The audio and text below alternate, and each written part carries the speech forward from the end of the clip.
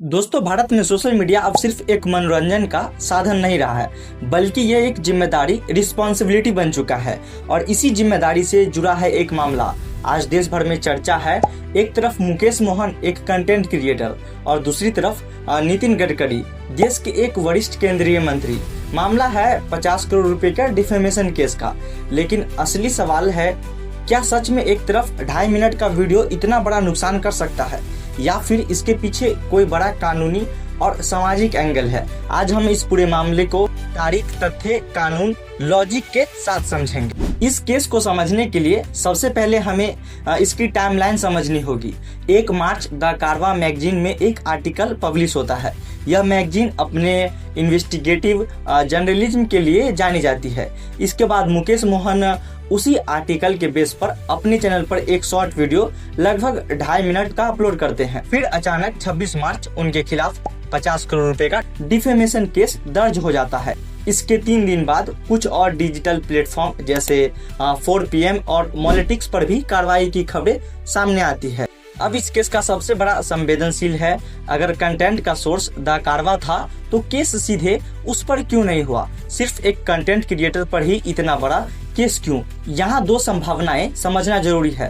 पहला जो है इंटरप्रिटेशन, हो सकता है कि मुकेश मोहन ने आर्टिकल को अपने शब्दों में इस तरह पेश किया जिससे उसका मतलब बदल गया। और दूसरा है एम्प्लीफिकेशन, सोशल मीडिया पर एक वीडियो किसी आर्टिकल से कहीं ज्यादा तेजी से फैलता है, यानी जो बात सीमित लोगों तक थी वो लाखों लोगों तक पहुंच गई। अब आते हैं इस वीडियो के सबसे महत्वपूर्ण हिस्से पर, डिफेमेशन, मानहानि आखिर क्या है? डिफेमेशन का सीधा मतलब है किसी व्यक्ति की प्रतिष्ठा को नुकसान पहुंचाना, लेकिन कानून में इसे साबित करने के लिए कुछ शर्त होती है।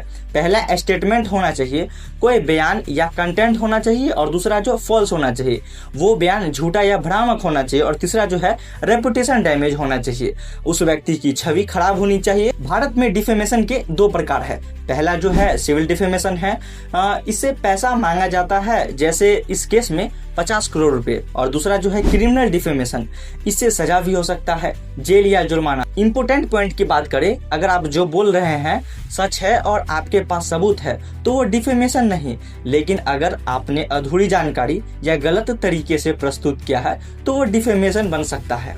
ये केस हर यूट्यूबर, इंस्टाग्राम क्रिएटर और जर्नलिस्ट के लिए एक बहुत बड़ा सबक है। सिर्फ सोर्स सही होना काफी नहीं है, कॉपी करके बोल देना सेफ नहीं है। आपको समझना होगा कंटेक्स्ट क्या है, लैंग्वेज कैसी है, टोन क्या है। एक गलत शब्द आपको कोर्ट तक ले जा सकता है। अब बात करते हैं इस केस का मानसिक और सामाजिक प्रभाव की। एक तरफ मुकेश मोहन को सोशल मीडिया पर समर्थन मिल रहा है, लोग इसे फ्रीडम ऑफ स्पीच का मुद्दा बता रहे हैं, लेकिन दूसरी तरफ 50 करोड़ का केस, कोर्ट की प्रक्रिया, सोशल मीडिया पर ट्रोल, ये सब मिलकर किसी भी व्यक्ति पर भारी मेंटल प्रेशर डाल सकते हैं।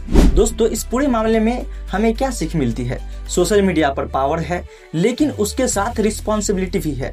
हर जानकारी को समझकर और वेरीफाई कर ही आगे बढ़ाए, और सबसे जरूरी अपनी राय, तथ्य के बीच फर्क रखे। अगर आपको यह वीडियो जानकारीपूर्ण और उपयोगी लगा हो तो इसे शेयर जरूर करें, क्योंकि यह सिर्फ एक खबर नहीं बल्कि एक जरूरी जागरूकता है। धन्यवाद।